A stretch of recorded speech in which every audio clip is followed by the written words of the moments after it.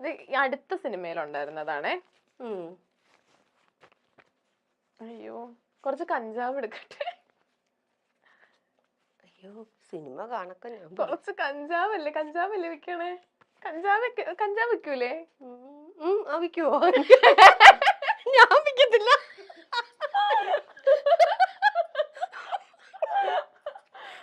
നല്ല കഞ്ചാവ് വിൽക്കുന്നുണ്ട്. ഞാൻ ഉദ്ദേശിക്കുന്ന ആള് കഞ്ചാവ് വിൽക്കുന്നുണ്ട്.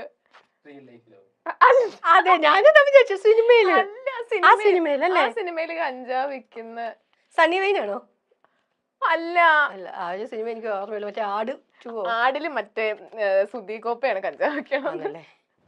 കഞ്ചാവ് സോമൻ അതല്ല. ഞാൻ പറയട്ടെ, ചേച്ചി തോറ്റു. ഞാൻ പറയട്ടെ, അശ്വിൻ ചേട്ടൻ വാഴയില് കഞ്ചാവ് വിൽക്കുന്നില്ലേ? വാഴ ഞാൻ കണ്ടില്ല. ഓക്കെ. എനിക്ക് പിന്നെ ഒരു കാര്യം ഞാൻ അറിഞ്ഞ, ചേച്ചിക്ക് 12 മണിക്കൊരു കോള് വരാറുണ്ട് എന്ന് പറഞ്ഞിട്ടൊരു കാര്യം ഞാൻ അറിഞ്ഞു. 12 മണിക്കൊരു കോൾ? അതിപ്പോഴല്ലോ, എന്റെ ലൈഫല്ലേ. അതന്നെ ഞങ്ങൾക്ക് അറിയേണ്ടത്. അതെ, അത് എന്റെ എന്താ പറയുക, എങ്ങനെ 12 മണിക്ക് കഴിയുമ്പോ ഒരു കോൾ ഇങ്ങനെ വരും. ആരാന്ന് ചോദിച്ചാൽ പറയില്ലായിരുന്നു. അങ്ങനെ ആദ്യമൊക്കെ. പക്ഷെ വോയിസ് കേൾക്കാൻ നല്ല രസമുണ്ട്. ഞാൻ പാട്ട് പാടുമെന്നൊക്കെ ചോദിച്ചില്ല അതൊക്കെ പറഞ്ഞു. ഇത് ആരാന്ന് ചോദിച്ചിട്ട് ഒരു കാരണവശാലും പറയില്ല. അങ്ങനെ ലാസ്റ്റ് ഞാൻ ചൂടായിട്ട് ഫോൺ കട്ട് ചെയ്യുകയൊക്കെ ചെയ്തു. അതായിരുന്നു എന്റെ ജീവിതത്തിന്റെ തുടക്കം എന്ന് വേണമെങ്കിൽ പറയാം. എന്റെ കുടുംബ ജീവിതത്തിന്റെ തുടക്കം എന്ന് പറയാം. ആ കഥയൊന്നും കേക്കട്ടെ? അങ്ങനെയൊന്നുമില്ല. അത് മുമ്പ് ഞാൻ എവിടെയോ പറഞ്ഞിട്ടുണ്ടെന്ന് തോന്നുന്നു.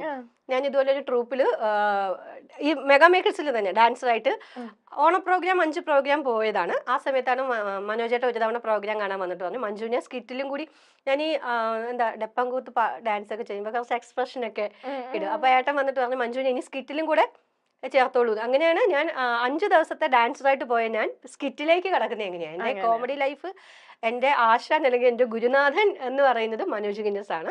അപ്പൊ മനോജേട്ടന്റെ ആ ഒരു ട്രിപ്പിലൂടെയാണ് ഇന്നിപ്പോ ഇവിടം വരെ ഈ ഒരു കോമഡി ആർട്ടിസ്റ്റ് ഇപ്പൊ നേരത്തെ പറഞ്ഞ ഇവിടം വരെ എത്തിയത്. അപ്പൊ ഇങ്ങനെ പ്രോഗ്രാം കഴിഞ്ഞ് പോകുന്ന സമയത്ത് ഫോൺ വരും. നമ്പർ മാത്രമല്ല, ആരാ എന്താ ഒന്നും അറിയില്ല. ചോദിച്ചു കഴിഞ്ഞാൽ പറയത്തുമില്ല. ഇങ്ങനെ ചുമ്മാ എന്തെങ്കിലുമൊക്കെ സംസാരിക്കുക. അപ്പം കുറെയൊക്കെ കഴിയുമ്പോൾ നമുക്ക് ആരാന്നറിയാൻ വയ്യാത്ത ഒരാളോട് എങ്ങനെയാ സംസാരിക്കാന്നൊക്കെ കരുതിയിട്ട് ഫോൺ ഡെയിലി വരും. എന്നിട്ട് അവസാനം ഇതെങ്ങനെ കണ്ടുപിടിക്കാന്നൊക്കെ കരുതി അങ്ങനെ ഇരുന്നിട്ട് അപ്പൊ എന്റെ ഫ്രണ്ട്സ്, ഹസ്ബൻഡ് അവിടെ ഒരു ട്യൂട്ടോറിയൽ കോളേജിൽ പഠിപ്പിക്കാൻ പോകുന്നുണ്ടായിരുന്നു. അപ്പൊ എന്റെ ഫ്രണ്ട്സ് അവിടെ പഠിക്കാൻ പോകുന്നുണ്ടായിരുന്നു. അപ്പൊ അവരോട് എന്റെ കാര്യങ്ങളൊക്കെ ഇങ്ങനെ തിരക്കാറുണ്ട്. ശരിക്കും പറഞ്ഞു കഴിഞ്ഞാൽ ഞങ്ങൾ തമ്മിലൊരു ഡിസ്റ്റൻസ് റിലേഷനും ഉണ്ടായിരുന്നു. എന്റെ ആങ്ങളെ കല്യാണം കഴിച്ചിരിക്കുന്നത് പുള്ളിക്കാരന്റെ അപ്പച്ചിയുടെ മകളെ ആയിരുന്നു. അപ്പൊ അങ്ങനെ ഒരു ബന്ധം കൂടി ഉണ്ടായിരുന്നു. പക്ഷെ ഞങ്ങൾ തമ്മിൽ ഡയറക്റ്റ് കോണ്ടാക്ട്സ് ഒന്നുമില്ല. എന്നെയൊക്കെ കാണുമ്പോൾ ഭയങ്കര മസിൽ പിടിച്ചുള്ള നടത്തവും ഓക്കെ ഇങ്ങനെയൊക്കെയുള്ളൊരു ആറ്റിറ്റ്യൂഡുകളൊക്കെ ഒക്കെ ആയിരുന്നു. അപ്പൊ ഞാൻ പൊതുവെ ഇങ്ങനെ തന്നെയാണ് എല്ലാവരോടും ബഹളം വെച്ച് അങ്ങനെ പണ്ട് തൊട്ടേ അങ്ങനെ തന്നെയായിരുന്നു. അപ്പൊ അങ്ങനെയൊക്കെ കാണുമ്പോൾ ഞാൻ ജാടാ വാമ്പറ എന്നൊക്കെ പറഞ്ഞ് നമ്മള് വലിയ സാറാണെന്നുള്ളൊരു ഭാവം എന്നൊക്കെ പറഞ്ഞിട്ട് ഓക്കെ അങ്ങനെ വിട്ട് കളയായിരുന്നു. രാത്രിയിലാണല്ലോ ഈ പുള്ളിക്കാരന്റെ സ്വഭാവം നമുക്ക് മനസ്സിലാവുള്ളൂ. അങ്ങനെ കുറെ കഴിഞ്ഞപ്പോ ഫ്രണ്ട്സിനോടൊക്കെ ചോദിച്ചപ്പോ എനിക്കൊരു ഡൗട്ട്. ആ ഫ്രണ്ട്സിനോട് അങ്ങനെ ചോദിച്ചു കഴിഞ്ഞിട്ടാണ് ഈ നമ്പർ കിട്ടുന്നത്. അങ്ങനെ പിന്നെ എന്താ പറയുക, പിന്നെ ഡെയിലി ഫോൺ വിളിയായി. എപ്പോഴൊക്കെയോ ഒരു റൂട്ട് ഇങ്ങനെ വയറിട്ട് ഇങ്ങനെ ചരിഞ്ഞൊക്കെ പോയി. അങ്ങനെ ശരിക്കും പറഞ്ഞാൽ എപ്പോഴും എന്താ ഞാൻ പറഞ്ഞില്ല, ഒരു ദൈവാനുഗ്രഹത്തിനോടൊപ്പം തന്നെ എന്റെ വീട്ടുകാർക്ക് ഫുൾ സപ്പോർട്ടായിരുന്നു. എന്റെ അച്ഛനൊക്കെ ഭയങ്കര ഇഷ്ടമായിരുന്നു. ഞാനൊരു ആർട്ടിസ്റ്റാണ്. ഡാൻസ് കുഞ്ഞുനാളിൽ ഏത് ക്ലബ്ബിൽ എന്ത് പ്രോഗ്രാം ഉണ്ടെങ്കിലും എന്നെ കൊണ്ടുപോകായിരുന്നു. അമ്മയ്ക്കും എന്റെ വീട്ടിൽ ഫുൾ സപ്പോർട്ടായിരുന്നു. കല്യാണത്തോടു കൂടി ഏകദേശം ഈ ഒരു പരിപാടി അഭിനയം എന്ന് പറയുന്ന ഒരു പ്രൊഫഷനെ ഞാൻ സ്റ്റോപ്പ് ചെയ്തതായിരുന്നു. പക്ഷെ ഹസ്ബൻഡ് ഭയങ്കര ഈ ഒരു സപ്പോർട്ടീവ് ആയിരിക്കും. ഭയങ്കര സപ്പോർട്ട്. ആൾക്ക് അഭിനയിക്കാനും എല്ലാ കാര്യത്തിനും. പുള്ളിക്ക് ഡാൻസും കാര്യങ്ങളൊന്നും അറിയില്ലെങ്കിലും നമ്മുടെ കൂടെ അങ്ങ് എല്ലാത്തിനും നിൽക്കും. എന്ത് കാര്യത്തിനും ഫുൾ സപ്പോർട്ടായിട്ട് കൂടെ നിൽക്കും. ശരിക്കും എന്റെ ഒരു ബാക്ക് ബോൺ എന്ന് പറയുന്നത് എന്റെ ഹസ്ബൻഡ്. അപ്പം എനിക്ക് തോന്നുന്നു ഒരുപാട് കാലമായി ഈ ഒരു ഫീൽഡിലോട്ട് വന്നിട്ട്. അപ്പൊ ഈ ഒരു യാത്രയിൽ ഏറ്റവും കൂടുതൽ കടപ്പെട്ടിരിക്കുന്നത് ആരോടാ? കുടുംബത്തിനോടാണ് ഏറ്റവും കൂടുതൽ. പിന്നെ എനിക്ക് ഒരുപാട് അവസരങ്ങൾ തന്ന എനിക്ക് ഏറ്റവും വേണ്ടപ്പെട്ട ഇപ്പൊ മനോജേട്ടനാണെങ്കിലും അതേപോലെ തന്നെ ബിബിൻ ജോർജൊക്കെയാണ് എനിക്ക് ഇത് ജസ്സിക രാജ നമ്പർ 1 എന്ന് പറയുന്ന അത് പുരുഷന്മാരുടെ മാത്രം ഒരു പ്രോഗ്രാം ആയിരുന്നു. അതിലേക്ക് വന്ന ഒരു ആങ്കറിങ് ചെയ്യുന്ന കുട്ടി ഉണ്ടായിരുന്നു. അല്ലാതെ വന്ന ഒരു ലേഡി എന്ന് പറയുന്നത് ഞാൻ മാത്രം. ആങ്കറിങ് ചെയ്യുന്ന ആങ്കർ ഇവിടത്തെ ഞങ്ങളുടെ ആങ്കറാ സൗമ്യ ഉണ്ടായിരുന്നു. രമ്യ ചേച്ചി. ആ രമ്യ അത് കഴിഞ്ഞിട്ട് പിന്നെ ആദ്യം സൗമ്യൊക്കെ ആയിരുന്നു, പിന്നെ പിന്നെ രമ്യ. രമ്യ ചേച്ചി. അത് കഴിഞ്ഞിട്ട് അതെ അതെ അതെ രമ്യ ഞാൻ കാണാറുണ്ട്. ഞങ്ങൾ ഇവിടുത്തെ ആങ്കറാ. അതെ അതെ ഞാൻ ഇന്റർവ്യൂസ് കാണാറുണ്ട്. അത് കഴിഞ്ഞിട്ട് പിന്നെ അതിനകത്ത് സ്കിറ്റ് ചെയ്യുന്ന ഒരു ലേഡി ഞാൻ മാത്രമായിരുന്നു. കോമഡി സ്റ്റാറിൽ ചെല്ലുമ്പോഴും അതുപോലെ തന്നെ ആദ്യം ഒരു ലേഡീസിന്റെ ഒരു ഫസ്റ്റ് സീസണിൽ ലേഡീസിന്റെ ഒരു ടീം ഉണ്ടായിരുന്നു. അതിനുശേഷം പിന്നെ ബാക്കിയെല്ലാം നമ്മുടെ ഫീമെയിൽ ചെയ്യുന്ന മെയിൽസ് ആയിരുന്നു. അങ്ങനെ അവിടെയും എന്താ പറയുക, എനിക്ക് ഈ പ്രോഗ്രാംസ് തന്നെ എന്നെ സപ്പോർട്ട് ചെയ്യുകയും ചെയ്ത ഒരുപാട് ആൾക്കാരുണ്ട്. ഫാമിലിയാണ് ഏറ്റവും വലിയ സപ്പോർട്ട് എന്ന്. അപ്പൊ അച്ഛന്റെ വേർപാട് ഒരു കുറച്ച് അതിപ്പോഴും എനിക്ക് അച്ഛനെ കാര്യം സങ്കടം വരും.